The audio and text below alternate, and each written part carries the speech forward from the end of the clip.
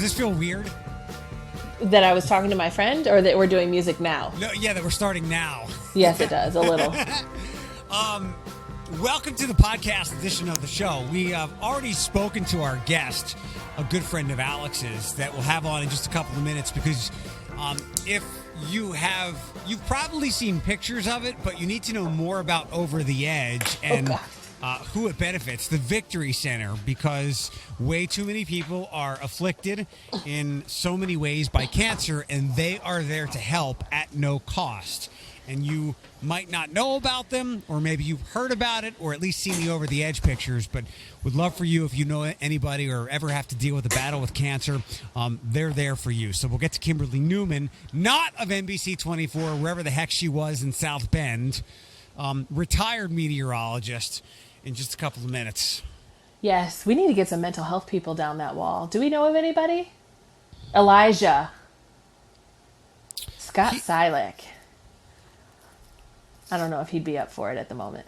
I was thinking about which media person would I like to see it if they're afraid of heights, or which media person would I like to see go splat.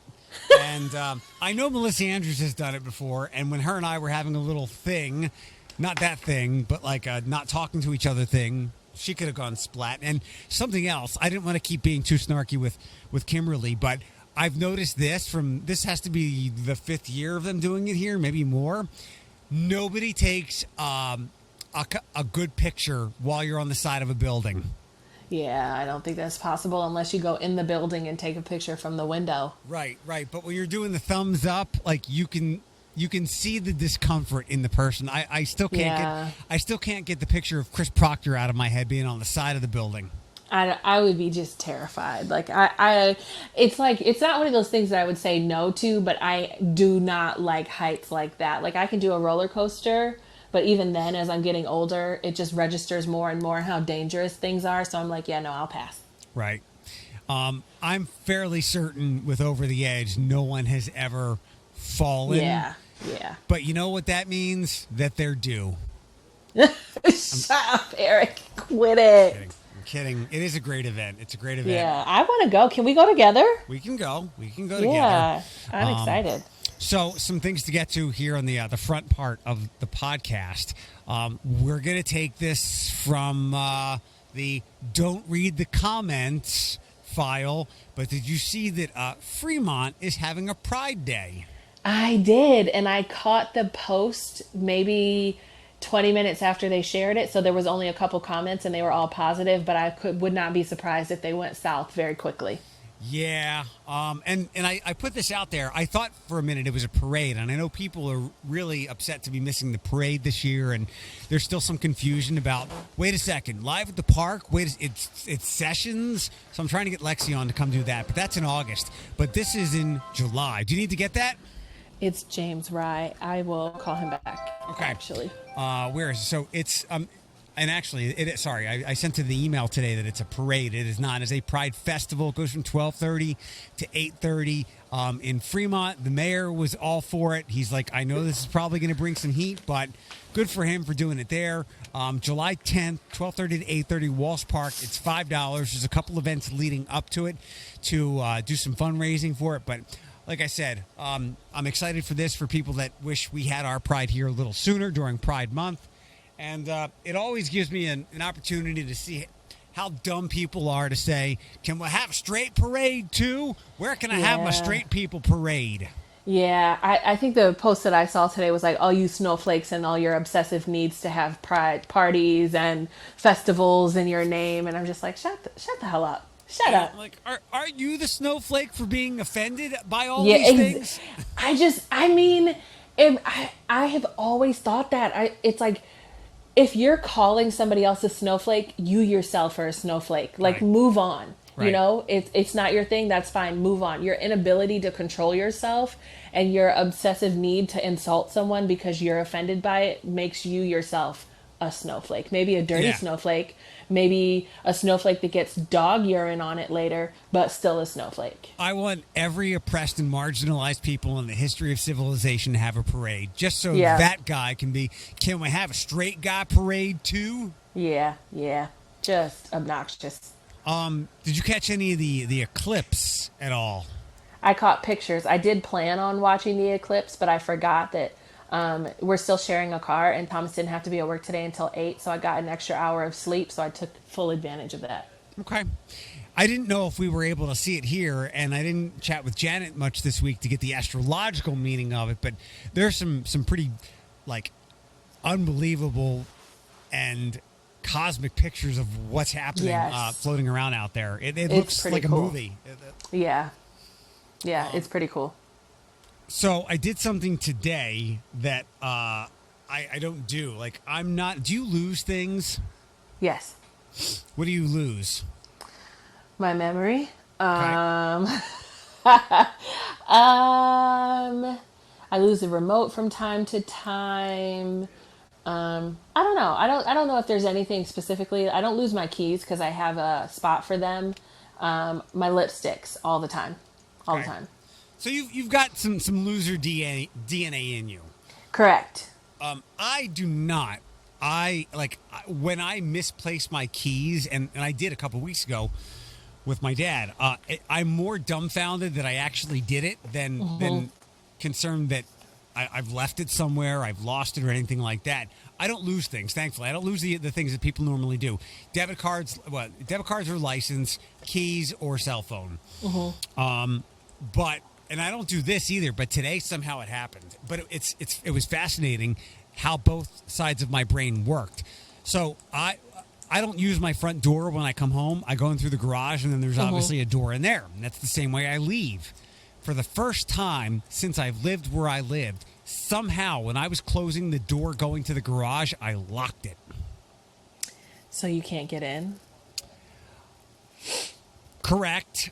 And I immediately called my neighbor.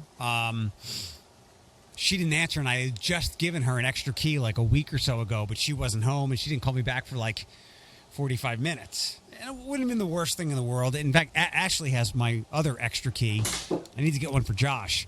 But Jim from yesterday. Hi, Jim. Eric said, hi, Jim.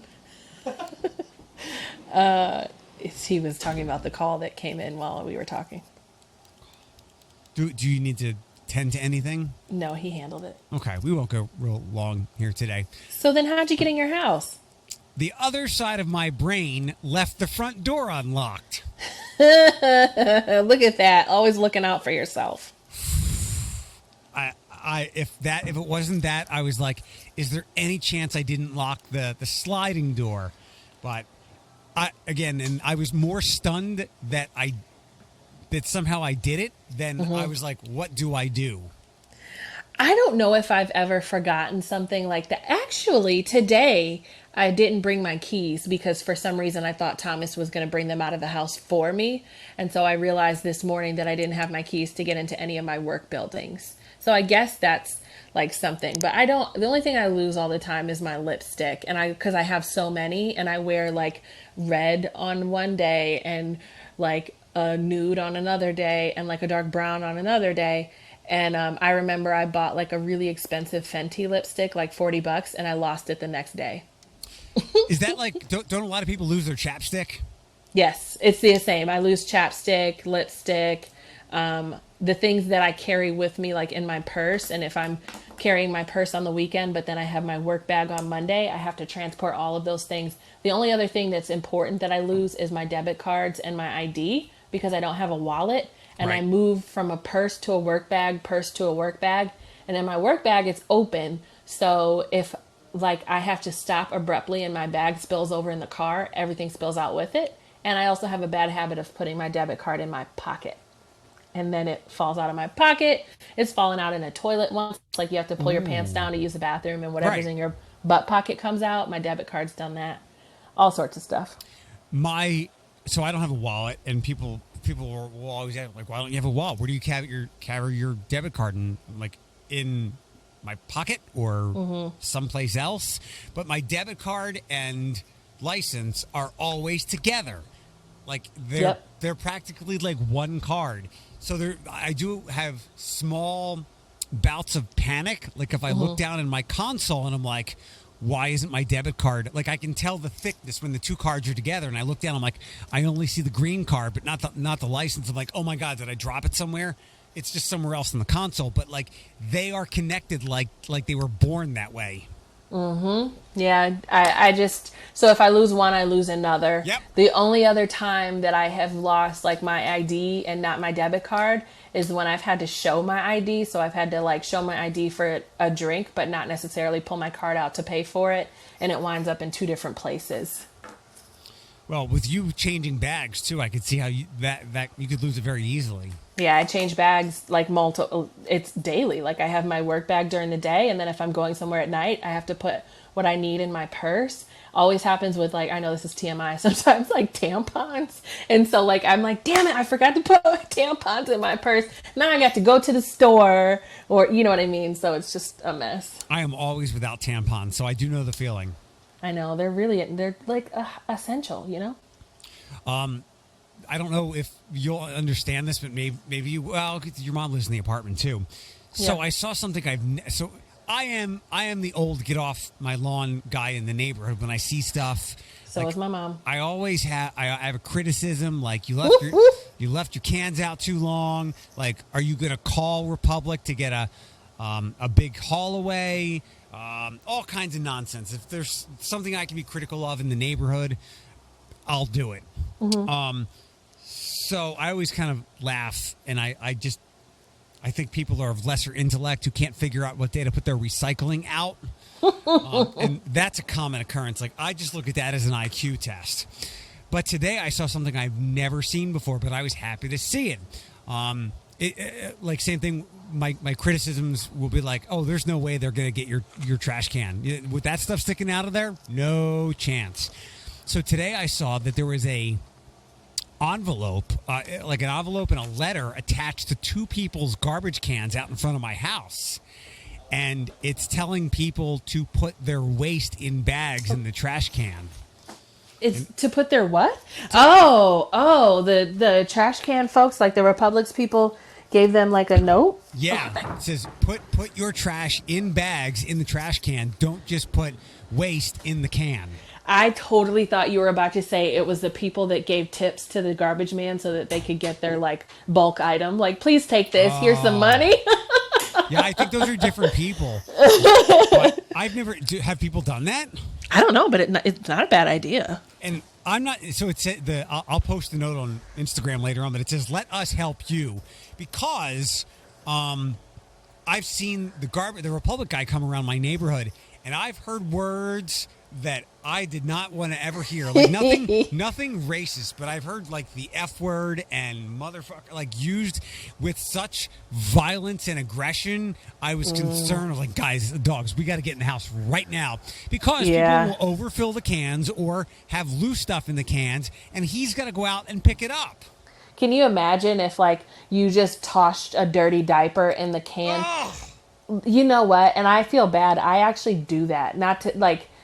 We have dumpsters where I live. Obviously, I don't live in like residential, but we have dumpsters. But I would say I had Sunny here at the center once, and I had picked up her poop with a poop bag and just tossed it in the in our like trash can that's out back. That's not a dumpster. It gets dumped like traditional trash would, like if we were owned a home. And I feel bad. I probably shouldn't have done that. Like I never really thought of it like that. Can you imagine if there was a dirty diaper that got put in the trash? Wait, so you just threw the poop in there? You didn't put it in a bag? No, it was in a poop bag, and it was tied and knotted, but it was still loose. That I think that's mostly fine. Okay. I think it's like, yeah, when people are voluminous with what they put in their trash can without putting it back. Because I have nothing but small bags in my trash can because of all the pooping Andre does. Yeah. Oh wow. What else? So, Jonathan Carlisle, last week's Vax A Million winner, is some people are doing stories on him and like, how's your life changed? And I still invited him on the podcast, but I was reading the story in the Blade today, and he's not quitting his job. Good.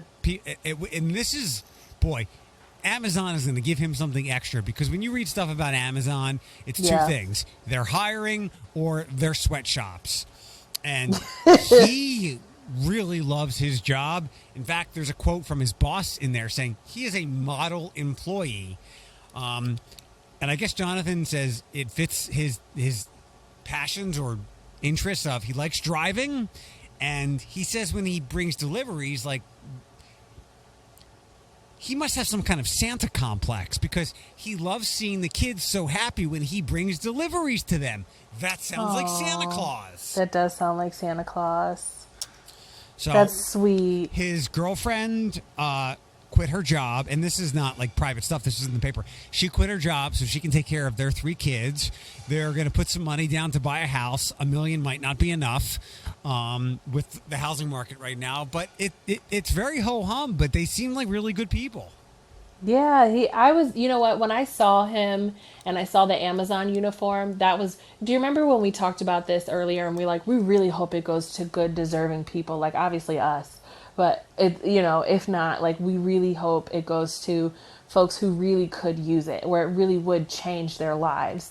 And when I saw the Amazon uniform and like, he just seemed so like homey, and I don't mean that in like a negative way, but just the gray beard and you know what I mean? Yeah, I was so happy to see that. And I was like, I mean, I'm a little bitter because I'm convinced that means there's not going to be another winner in our area, but fine, like good for him. And I heard he was going to buy a house, and obviously I've been personally victimized by the housing market for 2020, 2021. So I was like, good for you. Good for you. That's really great. With the love he's giving to Amazon about how much he loves his job, Jeff Bezos needs to take him on his space flight. I mean, the only thing that I may have been like, ugh, if any, because like 95% of me is completely happy and I'm like, I like this guy. I don't even know you. I like you. He's like, he did say in a news story, he's like, yeah, man, I heard they were giving away $1 million, so I went down and got myself a vaccine. I'm like, God damn it. I know, like, that's not the mindset, but he's exactly the person who, because there are some people who are going to be like, you couldn't pay me to do it. And now that you're trying to pay me, I'm definitely not doing it. But he's that person in the middle who can be like, yeah, I'll take a shot. Like, I'll buy the lottery ticket. And then he can carry the message of no side effects, or I feel fine. I'm glad I got it because somebody next to me got it and I'm protected. And that's how we get to whatever number we have to get to for herd immunity. Yeah. Yeah. There was I saw today an NFL quarterback with the Panthers said he's not getting vaccinated. And he said, cause like, he doesn't, you don't know what could be in it. Like, it was just, I know other people have said this, but to see somebody like who you recognize say it just kind of crystallized like, you're not a scientist.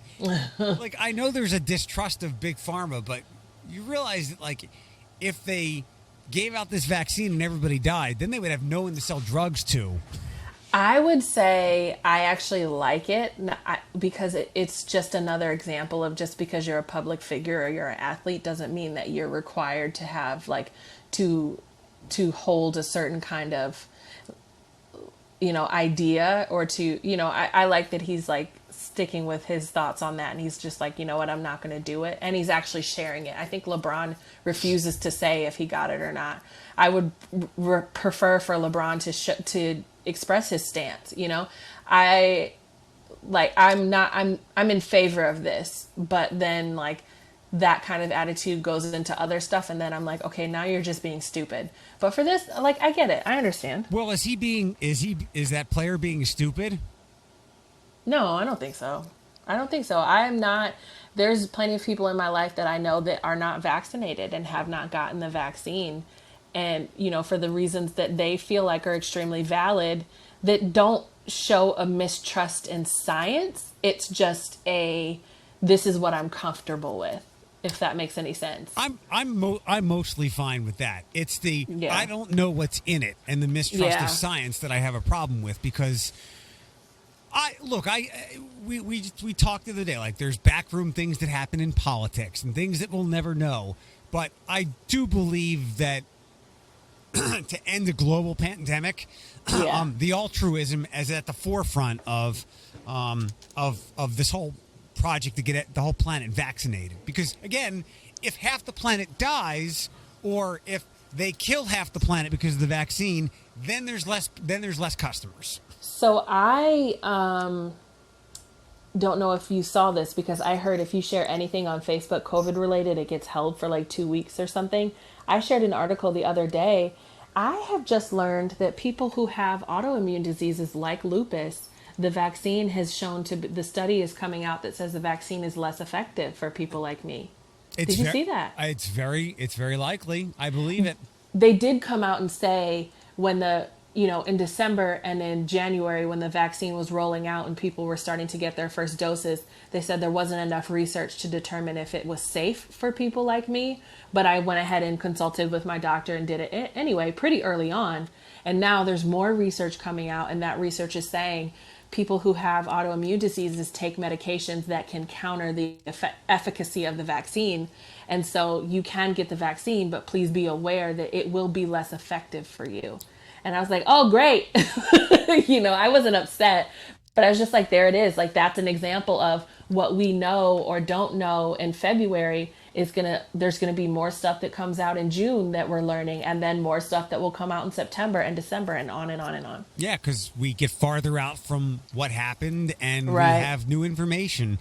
Yeah. I'm sure at some point somebody thought smoking wasn't as lethal and carcinogenic as it was. And then Philip Morris and whoever covered up what they knew and kept selling cigarettes. But at some point, we didn't know what was going to happen. Mm-hmm. And if I had to guess, and obviously, I mean, for those that are listening, or if you're new, I'm not a scientist. I just attempt things. But if I had to guess how this played out, like if there was a negative, we would have things like that, not where like an arm is going to fall off or like half the planet is going to drop dead. It would be things like what you just mentioned. So I find when you watch Awake, the Gina Rodriguez movie, the scientists kind of put something together, and you'll see what I mean. And it was like a cocktail that they just threw together. And tell me if you notice, or if you have the same opinion as I do. It's pretty fun. It was funny. It was interesting. It's not funny. It's a serious movie, but it was interesting. Just in case I don't get to it, tell me what the funny part is. So the movie, the plot of the movie is that something happens, and what happens affects humans. It affected electricity and cars, and also the human brain. And so humans are now no longer able to sleep. Your body cannot physically be unconscious, even when you've been harmed. Like there was a guy that got shot, and he didn't pass out from the pain. He was alive until he just died.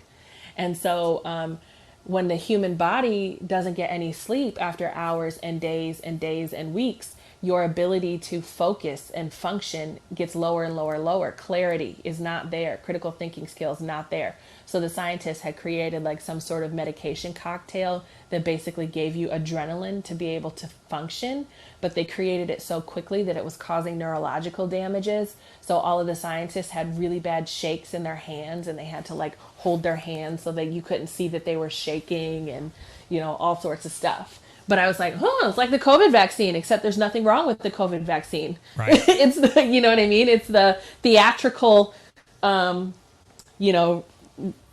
example of what people think is happening to folks who get the COVID vaccine. Yeah, people that see that movie, you'd be like, no way, not a chance. I ain't getting those shakes. Yeah. One last thing I have to tap into your expertise for. So there is a homeless person with a dog that I see a couple times a week at Reynolds and Airport. Today, I saw another guy. Actually, I saw that same guy at the Taco Bell at Central and Secor. And at another corner of that same intersection, I saw another guy with another dog. The people with the dogs, it makes my heart ache. And I am not usually inclined, unless I have a very close-up encounter with a homeless person. But is there any way to help those people? What should... I would almost want to say, hey, can I get the dog to a shelter for you? Although I know that dog might be keeping that person alive. So there isn't any shelters that I know of that will accept animals temporarily. There have been situations where people had to be rehomed, or where people were losing their housing, or had to be even hospitalized for a couple of weeks and there was nowhere for their animal to go. Like, you might find individuals that are more likely to take that person in than organizations that are more likely to take that dog in. But panhandling does not necessarily equate to homelessness. There's a lot of people who are housed who still panhandle. So he may not be homeless, especially because he has a dog. He may, or he may not be. I'd had plenty of clients who were housed, stable housing, roof over their head, bed to sleep on, and couch, and they were still panhandling because whatever money they were getting from SSI and whatever food stamps they were getting were not enough to support their life, so they felt like they had to panhandle on top of that because they could make decent money from it. So tax-free, get some vitamin D. Exactly. And the guy that I see regularly does not look run down as a lot of the homeless people that I see at or the people at street corners that I see. Like there's a black woman, little overweight. Like she looks like she's 90. She's probably half that age. Yeah. Like she looks like she's had a rough life. And I see her at the Wendy's at Airport and Reynolds all the time, and she just looks like hell beat her over. This gentleman with the dog does not look like that. And there's also there's some food pantries that will also give you food for dogs and cats and litter and stuff. So even though he's low income, his dog could probably still be eating pretty well if he's utilizing the resources he's supposed to. But maybe stop and ask him, like, hey, sir, like, do you have housing? If he doesn't have housing, then I can give you a couple numbers of somebody he can call that can start the application so that he could become housed. But he cannot go to a shelter with a dog. Right. And I don't know about you, but I would absolutely sleep on the street if it meant that I got to keep Sonny and Pete. So. Yeah. Absolutely. So, yeah. I almost wish that these people were at less busy intersections. Mm-hmm. So now I know, like, I could get into the Wendy's parking lot and go talk to somebody, but if you're at a quieter intersection, maybe you can have a better chance at maybe having a connection with these people. And the dog is more likely to be in better condition, I feel like, than the human, because the dog can eat trash out of the trash. Like, he can eat food that other people have tossed out. And that dog, like, is probably everything to this guy. So, like, all of the emotional support that he needs for the circumstances he's in, that dog is absolutely the best thing for him. And, I don't know if the dog really minds if he's sleeping in a tent compared to a house, because he's with his human. People can eat out of the trash too. People can, and they do. But, right. But no, if there was like a leftover like Ruby the corgi, Ruby has never said no to a discarded wing outside of Frickers on the street. I don't know if a human being would do the same thing. Probably accidentally gets a cigarette or two in her mouth, and she's like, bleh. Ruby. Today I was talking to my dad, wrapping up our first walk of the day, and I let them not off the leash. They were still tethered. And these two idiots are licking something off of the ground. Like something was in that puddle. It wasn't water, something from the trash being taken. And I'm like, get over here. Stop that. Yep, that's exactly right. But then again, they lick their own penises. So Petey licks his wiener every time he takes a pee. And then sometimes right the butthole, too. He's like, gotta clean it. Yep. Thankfully, mine is clean enough. Why I don't kiss my dogs. Yep. Thankfully, mine is clean enough. I just let it pee straight out and go, you know what? It's clean. So that's disgusting. I know. All right. Well, I'll introduce Kimberly here, and I will talk to you later. Okay. Bye-bye. Bye-bye. Without further ado, a familiar name. Maybe you remember Kimberly from her time at NBC 24. She was a great meteorologist over there. She's a friend of Alex's, and she wants to tell you all about things at the Victory Center and Over the Edge. Welcome, and thank you for taking some time to talk about the Victory Center. And before anything, I would like to praise you and commend you for breaking up with traditional media and being able to leave it in your past, because it's very hard. It sinks its fangs into you. It tells you that it loves you. It gets you drunk. It makes you it's got its toxins in you, and you think you can never leave it, but you're like, you know what? I'm done telling all you people what the weather's going to be. Use your apps. I'm going to raise money for cancer people. I really am. And you know what's so funny? I used to call it an unrequited love.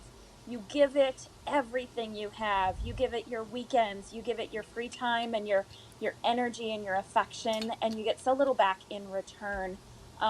Especially when you're a 30 something and you're looking for a job to really satisfy you, beyond a couple of photos from viewers that are unsolicited. So it really has been such a treasure and really, really wonderful to me to make this shift in my life, transition, I guess. And the timing was right. And wow, I felt really lucky that a lot of folks actually advocated for me to move to the Victory Center and get this position. So it feels like it was meant to be. And now I'm in a special event planning position where I can use my connections from the media, which are coming in handy. And it's really nice to have that name recognition. But I'm still out in the community and doing things now that I feel really, really good about. Perhaps you've heard of me. I used to tell you about all the 2-hour delays that you need to be worried about. Maybe you know me from somewhere. Well, good. Yeah, and I'm glad I was. I mean, I would have had you on and whatever. If Alex, like Kimberly, was to come on about and talk about like whatever, I'd be like, fine. But I'm glad you're at the Victory Center. And even if you weren't Alex's friend, I would have loved to have had you on because I remember. In my final days at iHeart, they had wanted to do some things, and I think some of my old coworkers, who now too have also been fired, got to do some of that stuff. And as I've told you, I will not do it. I don't care how tied up I am to the side of a building. And you could tell me there's less than zero. You could tell me there's a better chance that I would fly than fall, and I still wouldn't do it. But heights are my unbreakable rule. But I am more than happy to tell whoever that it's a great thing. People have a blast doing it, and it's for an incredible cause. So tell us all about it. Thank you. Yes, faithful listener. I did reach out to Eric almost immediately. And I said, not please will you. I said, you have to do this. And what did you say to me? There are two things I don't do in life. Alex, what are they? What are they, Alex? Heights and Band-Aids. Oh, that's right. You weirdo. That's right. What if it has Iron Man on it? No, not at all. No. Kimberly, you could have said, I want you to eat like rotten uncooked octopus guts or whatever. Oh and you God. say, you're raising money for a great cause. And I'd be like, you know what? Put it in a bun and let's roll. But that's funny. The heights, not a chance. Well, don't even think about it. That is exactly what this event is. So a lot of folks have had questions about it in the past because you may pass by the event and go, what is that? We want to do this. And I'm thrilled to be able to say that the Victory Center actually has exclusive rights to Over the Edge. So Over the Edge is a global company. They are based out of Nova Scotia, Canada. And it's really just a group of what you would expect Canadians to be doing, these incredible thrill seekers. Is that too much of a stereotype? No, it was hilarious. No, I thought you were going to say like playing hockey. Playing hockey and drinking Tim Hortons. Well, you got to do something in the summer when the ice melts. Fair enough. Our Over the Edge global team is unbelievable. They're supportive, they are smart, and they are, yes, very safe, Eric. So it really doesn't require any previous knowledge, training, or expertise. We are sending people 16 stories down the side of the ProMedica building in Levis Square, rappelling down the building. It usually takes folks anywhere from 10 to 15 minutes to make it from rooftop to the landing zone in the ground. And it's incredible. Now, the Victory Center is obviously meant to serve as a safe space for cancer patients who are going through treatment. We have people come in here who say, my insurance isn't covering this. We are going into debt because of my treatment. And what the Victory Center wants to do is relieve some of that stress by offering free services like reflexology. We do energy work like Reiki to balance your chakras. We have all sorts of great programming like art therapy classes, yoga, and then we offer counseling and support groups for people to really just talk it out. So everything is free of charge to our cancer patients who walk through that door, survivors, caregivers, and it's because of fundraisers like Over the Edge that we're able to make that happen. Kimberly, are you ever surprised, especially being in a new position there, that more people don't know about the Victory Center? Because I had never heard about it until, like I said, a couple of years ago when they came with the Over the Edge idea. I was like, this is incredible. And we all know someone, usually someones who are afflicted by cancer. And I would think everybody would want to tap into this. Are you ever surprised by that more people don't know about it? I'm shocked. Honestly, what you're asking is the number one question we get from people, or maybe I should say the number one comment or statement. I wish I had known about this sooner. And it's the people who are now in remission, who didn't have the support of the Victory Center because they didn't know about us while they were going through treatment, or it's a parent who now has a child going through cancer. And by child, I mean anyone from the age of, 8, 9, 10, all the way through adulthood. And, now these parents are saying, well, my daughter was diagnosed with breast cancer, and we're so glad that we know you exist, because then we can tap into this community resource. It's really special to have those folks come through the door. We work out of 2 separate locations. Our one is on Central Avenue, right next to the Espresso Car Wash, and the other one is at Mercy Health in the Cancer Center.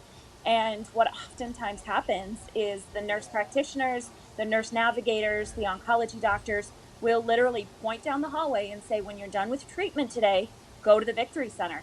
And they walk in here and they may have just gotten done with treatment. They may have just gotten some bad news, and we can help them. We can help them process, we can help them pick up the pieces and really figure out what's next. Awesome. What does Over the Edge do? Like, how does that raise money? Do you time people? Do you take bets, like who can get down the building fastest? Like, I think that one, that person is going to cry the most. This one over here, they're definitely going to pee their pants. How does that? By the way, all of those would be me, by the way. No, I'm not naming names, but we have had people who, brave as can be. You get suited up with your harness, they make it to the rooftop, and they say, I can't do this. And so we have an incredibly trained ropes crew who actually can lower you to the ground. So you literally don't have to do anything but sit in the harness. And, isn't that what you're doing anyway? You're just leaning against the building? Feet against the building. You're actually sitting back in your harness, which that moment, like, I've done this, right? Once before when I was a part of the media, I was invited to be part of the VIP night. So we have 2 separate sort of occasions where the rappelling happens. Thursday, August 26th is our VIP media night. And when I participated, I was, excited. I got up to the 8th floor where we do our staging, and then eventually went up to do my training on the rooftop. And after I did my training, I felt like, oh yeah, I got this. I understand. I've got my carabiners, and my hand is, sort of gripping the rope. And there's this moment. You're on the roof. There are maybe 3 or 4 techs with you who have walked you through all the guidelines, the safety measures and stuff like that. And they are safely on the roof. But what you have to do as the rappeller is step over that precipice, the ledge. And that's the moment when you're most alone. You realize you're the only one out there. And you have to tap into your own sense of trust, I think. But more than that, I think it really connects us to our mission at the Victory Center. You have to understand that being brave isn't necessarily a choice. Sometimes it's something that's thrust upon us by life and the circumstances that we're in. And so you choose bravery. And, once you're on your own over there, you really just have to trust everything that you've learned and go for it. And that, I think, is a really special moment. And it's the perfect parallel for what we do at the Victory Center. It reminds me of what we do in the community for homelessness. Like, we have a pit count every year, and part of that pit count is the nighttime count. And those are volunteers that are out working from 10 o'clock at night until 3 a.m., going to the different encampments, engaging with the homeless to see what their needs are. But you have to, it's cold and it's raining and it can be dangerous, but it's like, you're getting a real life humbling experience as to what, the day in the life of somebody who's homeless. It's really eye-opening. Maybe you can work with the Victory Center and they can give you a bird's eye view from 10 p.m. to 3 a.m. and you can be 16 stories up and you can be like 1, 2, less dangerous. I also do not love heights. Kimberly, so how does the money get raised? Explain that if you could.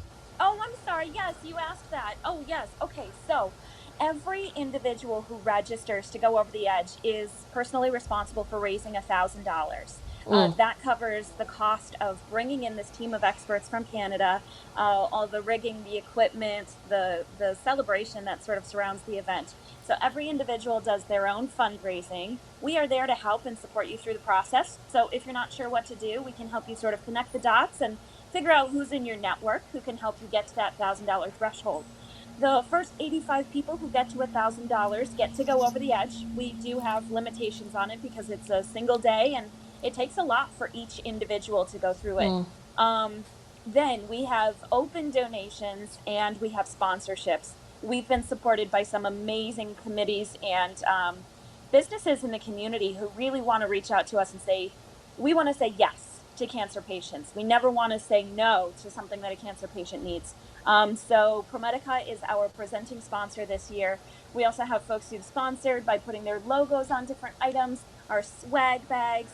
And then for everyone who raises over $1,500 as an individual, those people get the GoPro camera on the helmet.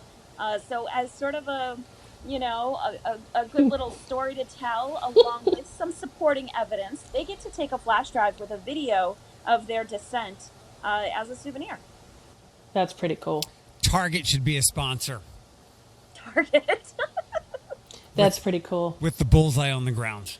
Eric, who are you gonna donate to? I'm sorry? I'm gonna donate to the incomparable Wayne Newman this year. Yeah, I can't. You are? I am. Is that your husband?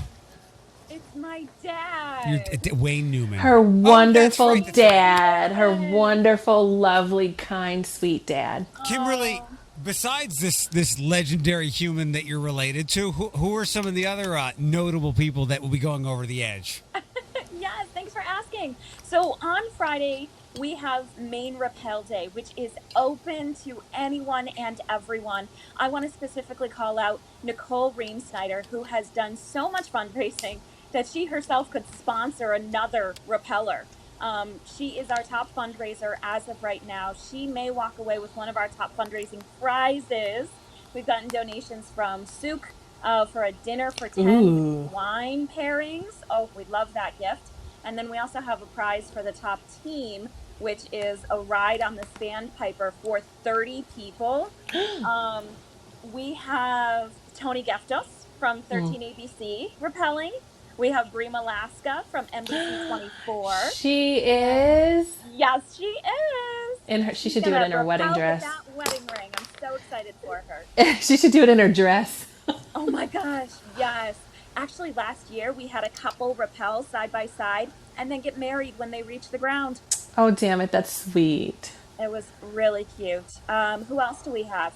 A couple of higher-ups and medical professionals that are on our medical advisory board from Mercy, from Hermanos and ProMedica, and board members of the Victory Center who have been excellent leaders and super supportive. Awesome. Very cool. Well, thanks for joining us. Where can people, other than just Googling the Victory Center, where would you suggest people go to, one, find out more about what the Victory Center offers, but also about Over the Edge? Thank you. Yeah. So Over the Edge, we've established a website that has been the same for years now, which I'm really proud of because it's always the same dashboard that you can sort of land on for information. It's OTE4, victory.org. OTE4victory.org. We have a Facebook group where folks are sharing fundraising tips, ideas, and really just memories of their own experiences in the past. And then thevictorycenter.org is where you can find out more about our organization. If you know someone who has recently been diagnosed with cancer or is going through that journey alone and they don't know where to turn, please send them our way. We'll do a welcome orientation and we will get them the services they need. Awesome. Have you reached out to anybody here, any of my other Cumulus people here for the morning shows like Denny or Lynn and Cliff or anybody? Yeah, I put out feelers to almost everyone. So did they say anything? No, All right. I'm still waiting for responses. I'll rock that email for you. Do you have, if you want to, I can send you something and then you can forward it to them. I'll just tell them that they need to have you on. That's usually the way of getting things done here. That'll work for me. My usual diplomacy. Well, thanks for the time, and at the very least, I'll come out and watch, and root for. Maybe I'll root for Tony Geftos to have a harrowing incident and be saved, foot off the ground. No, I'm holding back some of the cooler things because I want it to be more of a reveal later on. But That's we really nice. are trying to create such a party atmosphere. We have the Imagination Station coming out to do demos in the morning. We have a lunchtime concert from Arctic Clam. We have the UT cheerleaders are bringing their entire squad out to cheer for people as they come down. And then I want to go. it's just going to be a party. We're going to set up a Ooh. Plinko board that my boss's husband is building from scratch. And then we have a Best of Toledo raffle basket. So for every chip you drop on the Plinko board, you get tickets to put into the raffle basket. We have cornhole. We have big Jenga. Wow. We have a guy making balloon animals. We could play people Plinko instead of rappelling. We can just drop them down the side of the building. God, That's Eric. horrifying. Can we get the good judge Nicole instead of performing? Can we get her in her robe to descend? Oh my gosh. I haven't actually asked her to rappel, but that's a great idea. Yeah, get her on her or whatever. Yeah. How in the robe too. Very Awesome. cool. Well, Kimberly, thanks for the time. Keep me updated, and we'll keep putting the word out. Okay. You guys are the best. Thank you so much. Bye. Talk to you soon. Okay, bye. Love you so much. Bye.